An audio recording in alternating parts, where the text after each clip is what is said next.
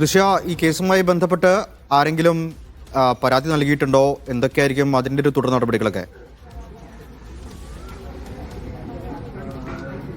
സച്ചിൻ, നിലവിൽ ഇവർ പരാതി നൽകിയിട്ടില്ല. മെഡിക്കൽ കോളേജ് പോലീസ് അസ്വാഭാവിക മരണത്തിനാണ് ഇപ്പോൾ നിലവിൽ കേസെടുത്തിട്ടുള്ളത്.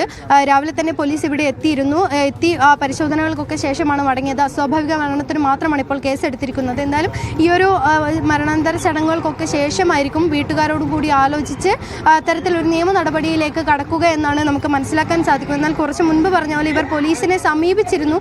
എന്നാൽ അവരുടെ ഭാഗത്ത് നിന്നൊരു നല്ല രീതിയിലുള്ള മറുപടി അല്ല ലഭിച്ചിരുന്നത് എന്നുള്ള കാര്യങ്ങളൊക്കെയാണ് നേരത്തെ ഈ സഹപ്രവർത്തകർ അടക്കം പറഞ്ഞത്. ഇനി മുന്നോട്ടുള്ള കാര്യങ്ങൾ വീട്ടുകാരോടും കൂടി ആലോചിച്ചതിന് ശേഷമായിരിക്കും ഉണ്ടാവുക എന്നാണ് നമുക്ക് സുഹൃത്തുക്കളിൽ നിന്ന് മനസ്സിലാക്കാൻ സാധിക്കുന്നത്. സച്ചിൻ,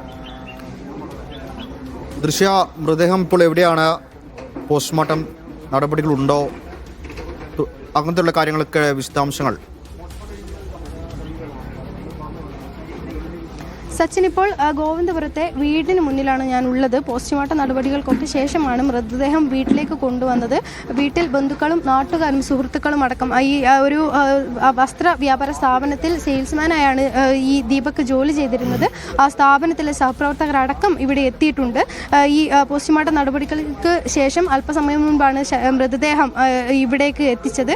അതിനുശേഷമായിരിക്കും ഇവിടെ നിന്ന് മറ്റ് നടപടികളിലേക്ക്, മരണാനന്തര ചടങ്ങുകളിലേക്കൊക്കെ കടക്കുക. അതിനെക്കുറിച്ചുള്ള കൃത്യമായ വിവരങ്ങൾ നമുക്ക് ലഭിച്ചിട്ടില്ല. എന്തായാലും ഈ മരണാനന്തര ചടങ്ങുകൾക്ക് ശേഷമായിരിക്കും നിയമ നടപടിയുമായി മുന്നോട്ട് പോകുന്ന കാര്യങ്ങളെക്കുറിച്ച് നാട്ടുകാരും ബന്ധുക്കളും ഒക്കെ ഒരു തീരുമാനത്തിലേക്ക് എത്തുക. ഈ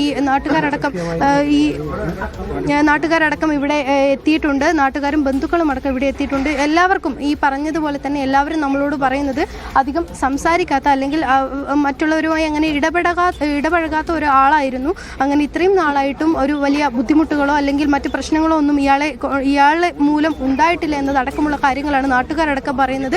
നിങ്ങൾ സ്ഥാപനത്തിലുള്ള ആളാണോ? ഈ ദീപകിന് എങ്ങനെയാണ് പരിചയം? ഇല്ലല്ല, ഇവിടെ ഞങ്ങൾ പ്രദേശവാസികളാണ്. ഈ നിയമ നടപടിയായി പോകാൻ തന്നെയാണ്. നിയമ നടപടിയായിട്ട് പോകാൻ വേണ്ടിയിട്ട് ഞങ്ങൾ മെഡിക്കൽ കോളേജ് പോലീസ് സ്റ്റേഷൻ പോയിരുന്നു. അവിടുന്ന് CIനോട് സംസാരിച്ചപ്പോൾ CI പറയുന്നത് അവർ വാർഡ് മെമ്പർ, അതായത് ഈ സ്ത്രീ വാർഡ് മെമ്പർ ആയതുകൊണ്ട് അവർക്ക് സപ്പോർട്ടായിട്ടാണ് സംസാരിക്കുന്നത്. അതായത് ഇങ്ങനെ ഒരു വീഡിയോ വന്നിട്ടുണ്ട്, അതുകൊണ്ടാണ് ഇങ്ങനെ ആത്മഹത്യ ചെയ്തതെന്ന് അവർ സമ്മതിക്കുന്നില്ല. അവർ പറയുന്നത് ആത്മഹത്യ ചെയ്യാൻ വേറെ കാരണം ഉണ്ടാവുമെന്നാണ് അവർ പറയുന്നത്. അഥവാ ഉണ്ടെങ്കിൽ നമുക്ക് അന്വേഷിച്ചിട്ട് കണ്ടുപിടിച്ചിട്ട് നടപടിയെടുക്കാം. പോലീസുകാരുടെ ഭാഗത്തുനിന്ന് ഒരു നടപടിയും വരുന്നില്ല.